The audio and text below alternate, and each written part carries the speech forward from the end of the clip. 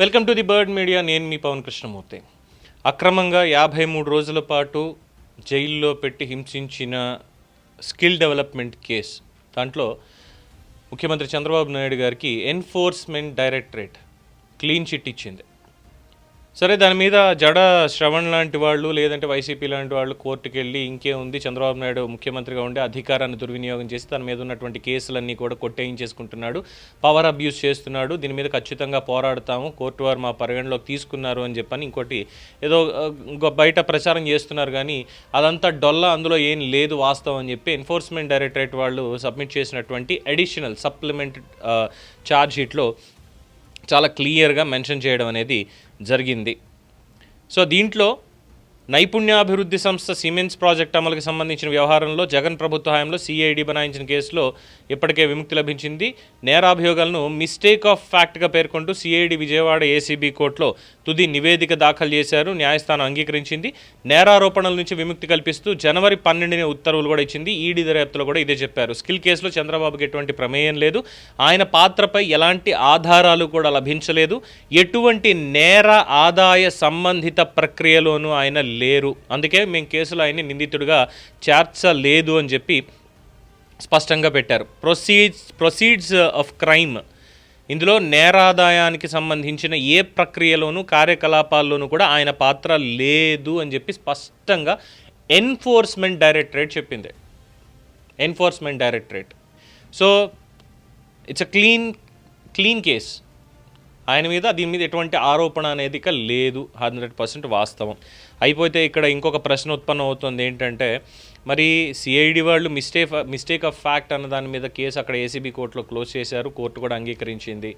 అంగీకరించిన తర్వాత ఇప్పుడు ఎన్ఫోర్స్మెంట్ డైరెక్టరేట్ వచ్చి ఆయనకి ఇందులో ఎటువంటి పాత్ర లేదు అని వాళ్ళు కూడా క్లీన్ చిట్ ఇచ్చారు సప్లిమెంట్ ఛార్జ్ షీట్లో. వచ్చేటువంటి ప్రశ్న ఒక్కటే, మరి అరెస్ట్ ఎందుకు చేశారు? 53 రోజులు అరెస్ట్ చేసి ఎందుకు జైల్లో పెట్టారు? ఎందుకు ఇబ్బంది పెట్టారు? తప్పుడు కారణాలతో, తప్పుడు ఉద్దేశాలతోటి ఆనాటి ప్రభుత్వ పెద్దలు సిఐడి వాళ్ళు కలిసి చేసినటువంటి దాంట్లో మరి చంద్రబాబు నాయుడికి శిక్ష పడింది 53 రోజుల పాటు. మరి చేయించినటువంటి వాళ్ళకి శిక్ష పడదా అన్నటువంటి ప్రశ్న ఇక్కడ ఉత్పన్నమవుతోంది.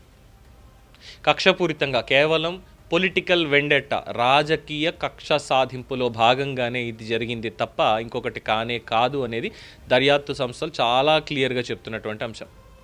అంత క్లియర్గా చెప్పిన తర్వాత తప్పుడు ఉద్దేశాలతోటి కేసు పెట్టారు, శిక్షించారు, ఈ విధంగా ఆయన్ని ఇబ్బంది పెట్టారు అని తెలిసినప్పుడు ఎవరైతే చేశారో వాళ్ళ మీద శిక్షలు ఉండవా? బికాజ్ చట్టంలో మనకి దీనికి సంబంధించి భారత శిక్షా స్మృతి ప్రకారం తప్పుడు సాక్ష్యాలు సృష్టించడం, లేదంటే ఉద్దేశపూర్వకంగా తప్పుడు కేసులు పెట్టడం, ఇవన్నీ కూడా తీవ్రమైనటువంటి నేరాలు. అకార్డింగ్ టు సెక్షన్ 211 ఐపీసీ కింద బాధితులకి రక్షణ కల్పిస్తున్నా సరే ఆచరణలో అవి అమలు కావడం లేదు. 17A అప్లికబుల్ అవుతుందా లేదా అన్న దగ్గర అక్కడి నుంచి మొదలుపెట్టి మొత్తం ఇందులో ఎవరిని తప్పుపట్టాలి? బేసిక్గా న్యాయ వ్యవస్థను తప్పుపట్టాలా, లేదంటే పోలీస్ వ్యవస్థను తప్పుపట్టాలా, నేర నియంత్రణ విభాగం, లేదంటే ఈ ఏసీబీ యాంటీ కరప్షన్ బ్యూరో వాళ్ళు ఆ విభాగం, లేదంటే ఏదైతే ఆ రోజు ఉన్నటువంటి ప్రభుత్వంలో ఉన్నటువంటి పెద్దలు ఎవరిని దీంట్లో తప్పు పట్టాలి? అందరూ కలిసి తప్పే చేసినట్టుగా భావించాలి దీన్ని ఖచ్చితంగా. అసలు కేసుకి ముందుగా 41A నోటీసులు ఇవ్వాలి, లేదంటే ఆయనకి 17A గవర్నర్ అనుమతి అనేది కావాలంటే గవర్నర్ అనుమతి తీసుకోలేదు. గవర్నర్ అనుమతి తీసుకోకుండా అర్ధరాత్రి వెళ్ళి అరెస్ట్ చేసేశారు. పైగా ఇటీవల కేసీఆర్ చెప్పినటువంటి సెక్షన్ ఉంది 160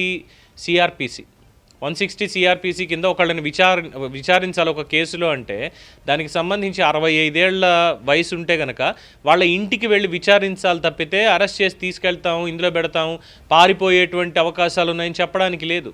వాళ్ళకి ఆ వెసులుబాటు అనేది ఉంది. అలాగే తప్పుడు సాక్ష్యాలు, తప్పుడు ఆధారాలు ఇవన్నీ పెట్టి కేసులు పెడితే అకార్డింగ్ టు సెక్షన్ 211 ఐపీసీ దీని ప్రకారం వాళ్ళకి రక్షణ అనేది ఉంటుంది. బట్ ఆ రక్షణ లేకుండా రూల్స్ అనేవి పాటించకుండా, చట్టాన్ని సరైన రీతిలో అమలు చేయకుండా వెళ్ళి 53 రోజుల పాటు ఆయన్ని అరెస్టు చేసి మానసికంగా రాక్షసానందం పొందారు. మరి ఆ రాక్షసానందం పొందినటువంటి నేతల మీద చర్యలు ఖచ్చితంగా ఉండాలి. నేతల మీద మాత్రమే కాదు, ఎవరైతే ఆ పని చేశారో అధికారులు, వాళ్ళు కూడా ఏసీబీ అధికారులు లేదా సిఐడి అధికారులు ఎవరైతే ఉన్నారో వాళ్ళ మీద కూడా కేసులు పెట్టాలి, వాళ్ళని కూడా శిక్షించాలి. దీంట్లో సిఐడి సంజయ్ కావచ్చు, మిగతా వాళ్ళు కావచ్చు, ఆ రోజు వెళ్ళి అరెస్ట్ చేసినటువంటి క్రమం కావచ్చు, ఇవన్నీ పరిగణలోకి తీసుకొని అంటే ఇక్కడ పవర్ అబ్యూజ్ అనేది జరిగింది. సో పవర్ అబ్యూజ్ చేసినటువంటి వాళ్ళకి చట్ట ప్రకారం ఖచ్చితంగా న్యాయ వ్యవస్థ శిక్ష విధించేలా చేయాలి. లేదు అంటే న్యాయ వ్యవస్థనే శంకించాల్సి వస్తుంది. ఏమంటారు? దీని మీద మీ అభిప్రాయాన్ని కామెంట్స్ రూపంలో తెలియజేయండి. చూస్తూనే ఉండండి ది బర్డ్ మీడియా.